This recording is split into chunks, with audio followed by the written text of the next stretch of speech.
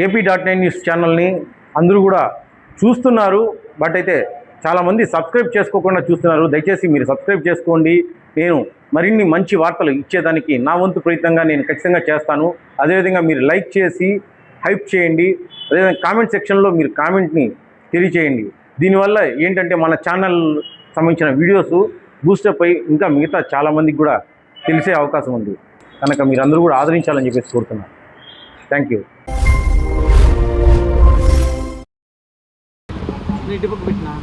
మేము RK meet food నుంచి మాట్లాడుతున్నాము.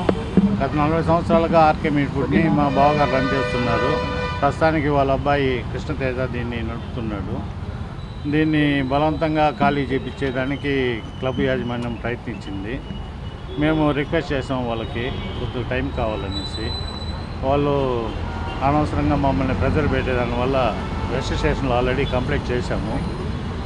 తర్వాత మళ్ళీ ప్రెజర్ పెట్టిన దానివల్ల మేము కోర్టుకి ప్రొసీడ్ అయినాము.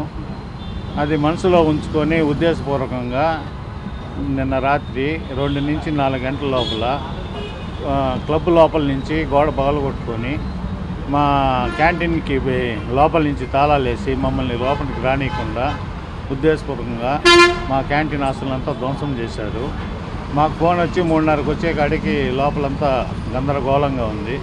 కిటికీలను చూసి ఎవరు బాబు ఏం చేస్తున్నారంటే మిమ్మల్ని ఖాళీ చేయమని చెప్పారంట కదా.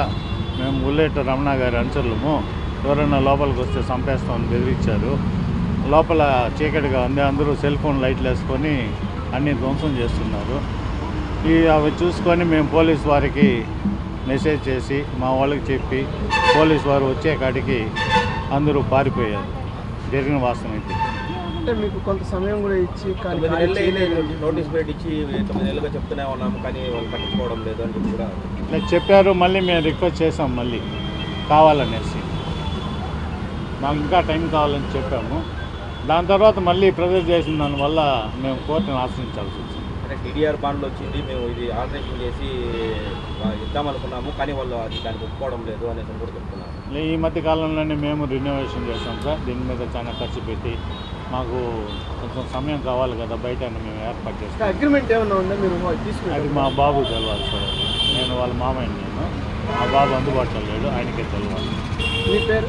నా పేరు సురేంద్ర రెడ్డి సార్, తేజ రెడ్డి వాళ్ళ మామయ్య. ఈరోజు టౌన్ క్లబ్లో జరిగిన సంఘటన ఎన్నడూ ఎప్పుడు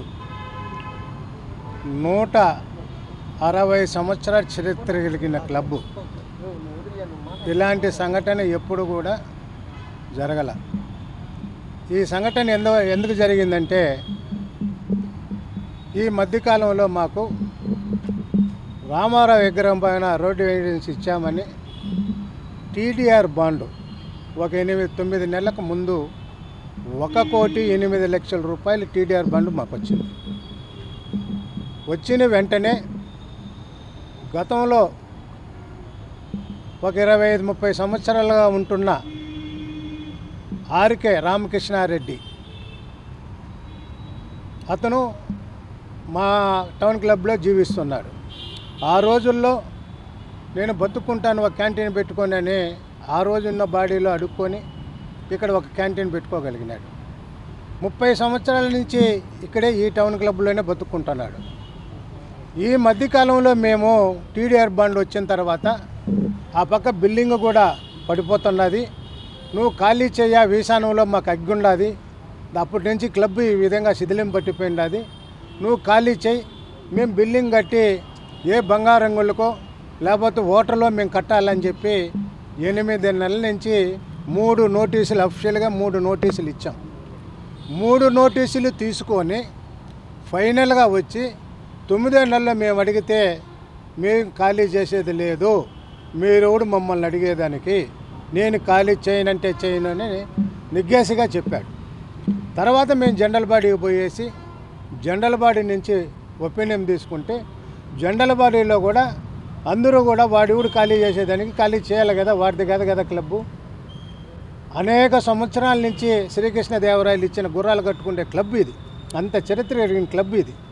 అలాంటి క్లబ్లో వాడు మాట్లాడటం మీద వాడిని ఇమ్మీడియట్గా ఖాళీ చేయించాలని ఏకదాటిగా మెజార్టీ సభ్యులు ఆ రోజు జనరల్ బాడీలో తీర్మానం జరిగింది.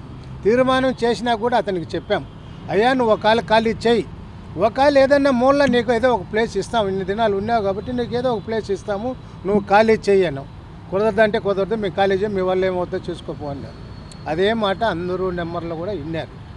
నిన్న జరిగిన సంఘటన, ఈరోజు జరిగిన సంఘటన ఏంటంటే వాళ్ళు ఎప్పుడు ఎవరు వచ్చారో వాళ్ళే పగలు కొట్టుకున్నారో లేకపోతే ఇంకెవరు చేశారో ఏమో, కానీ మేము వచ్చేటప్పటికి టయానికి ఆ పక్క కోళ్ళతో వేసి ఈ మాదిరిగా పగలు కొట్టేసినారు అని చెప్తే మేము గబగబా ఇంట్లోంచి బయట వచ్చి క్లబ్లోకి వచ్చి చూస్తే ఈ మాదిరి జరిగిన సంఘటన ఇది.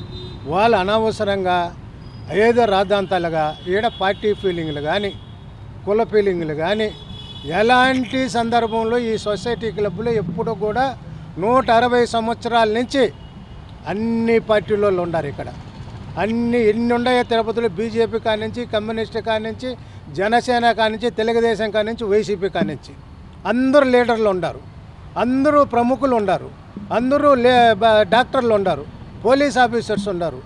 అన్ని వింగులు ఉండే టౌన్ క్లబ్లో ఇలాంటి సంఘటన జరగటం అనేది చాలా దుర్మార్గం. మేము కూడా దీనికి చింతిస్తున్నాం. దయవుంచి వాళ్ళు కూడా మీ ద్వారా మీరు ఖాళీ చేసుకుంటే మేము మా పని డబ్బు మా దగ్గర ఇప్పుడు ఉంది, అది పాడైపోతుంది. అప్పుడే మా నెంబర్లు అందరూ కూడా టూర్ అవి ఇవి అని అడుగుతున్నారు. అది వేస్ట్ అయిపోతుంది. టౌన్ క్లబ్ కూడా శిథిలంలో ఉంది. మేమేదో హోటల్లో లేకపోతే ఇంకోటి కట్టుకోవాలా. దయవుంచి మీరు ఖాళీ చేస్తే మంచిదని మీ ఇలాకాల ద్వారా కూడా వాళ్ళు నేను అభ్యర్థిస్తున్నాను. దీనికి సంబంధించి అంటే కంప్లైంట్లు ఏమన్నా ఇచ్చేసారు? మేము ఆల్రెడీ సిఐ గారికి ఒక కంప్లైంట్ ఒక నెలకు ముందే ఒక కంప్లైంట్ చేసాం. మేమే కాదు 100 మంది నెంబర్లు పోయి సిఐ గారికి కంప్లైంట్ చేసాం.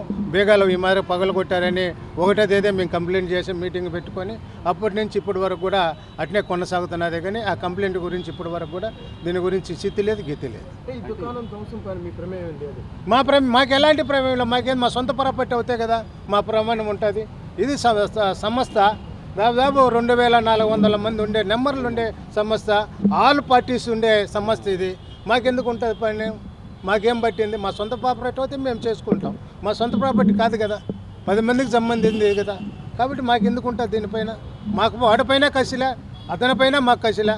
మాకేం కసి ఉంటుంది అతనిపైన? సంస్థలో అతను ఉన్నాడు, అంతేగాని సంస్థ ఏం చెప్తే అది చేసాం. బాడీలో నేను ప్రెసిడెంట్గా ఉన్నాను కాబట్టి సెక్రటరీ బాడీకి మొత్తం స్టేట్ కమిటీ అంతా ఏం నిర్ణయం తీసుకుంటుందో దాని ప్రకారం పోయేవాళ్ళం. మాకేముంది? మా సొంత ప్రాపర్టీ అయితే మేము పోవచ్చు. మా సొంత ప్రాపర్టీ కదా, మేము ఎందుకు నిర్ణయాలు తీసుకుంటాం? కమిటీ చెప్పిన నిర్ణయమే జనరల్ బాడీ చెప్పింది. జనరల్ బాడీ మాకు సుప్రీం. మేమేది కూడా జనరల్ బాడీ మాకు సుప్రీం కాబట్టి జనరల్ బాడీకి డెసిషన్ తీసుకుంటాం అంతే. ఓకే.